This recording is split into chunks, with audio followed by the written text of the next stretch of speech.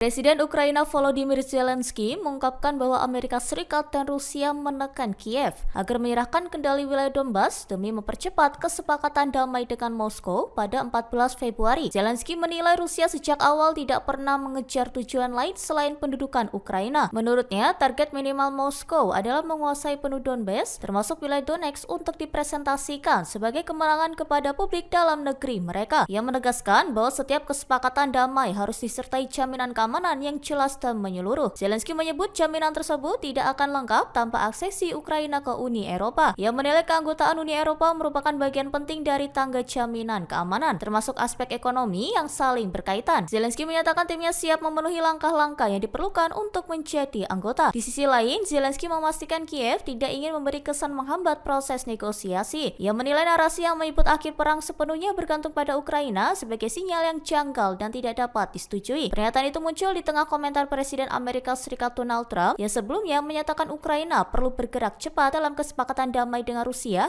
agar tidak kehilangan peluang besar. Presiden Amerika Serikat Donald Trump memberi sinyal kesediaan untuk bertemu langsung dengan pemimpin tertinggi Iran Ali Khamenei. Sinyal itu muncul ketika Washington juga mengerahkan tambahan kekuatan militer ke kawasan Timur Tengah. Menteri Luar Negeri AS Marco Rubio menyatakan Trump terbuka untuk pembicaraan tingkat tinggi apabila Teheran menunjukkan minat pada dialog langsung. Dia menjelaskan bahwa Trump lebih memilih penyelesaian melalui kesepakatan meskipun belum ada kepastian bahwa negosiasi akan membuahkan hasil konkret. Trump turut mengingatkan bahwa kegagalan mencapai kesepakatan dapat berujung pada konsekuensi serius. Ia merujuk pada serangan AS terhadap fasilitas nuklir Iran dalam konfrontasi Juni 2025 sebagai contoh eskalasi yang mungkin terulang. Di saat yang sama, delegasi AS dan Iran dijadwalkan bertemu pada Selasa 17 Februari di Jenewa untuk putaran kedua negosiasi nuklir. Pertemuan tersebut dimediasi oleh Oman setelah sebelumnya berlangsung pembicaraan tidak langsung di Muscat pada awal Februari 2026. Delegasi AS disebut akan melibatkan utusan Steve Witkoff dan penasihat Jared Kushner, sedangkan pihak Iran dipimpin Menteri Luar Negeri Abbas Araghchi. Di tengah proses diplomasi, Washington memutuskan memindahkan kapal induk USS Gerald Ford ke Timur Tengah untuk bergabung dengan USS Abraham Lincoln beserta kapal perusak dan pesawat tempur yang telah lebih dulu ditempatkan. Trump menyatakan pengarahan itu diperlukan apabila negosiasi tidak menghasilkan kesepakatan. Sementara itu, Iran menegaskan tidak akan tunduk pada tekanan politik terkait program nuklirnya. Kontraktor keamanan swasta asal Amerika Serikat dilaporkan merekrut staf bersenjata untuk kemungkinan penempatan kembali di jalur Gaza saat dorongan AS membentuk kerangka tata kelola pasca perang. Perusahaan berbasis North Carolina UG Solution sebelumnya memberikan pengamanan bagi Yayasan Kemanusiaan Gaza yang didukung AS dan Israel. Pada Kamis 12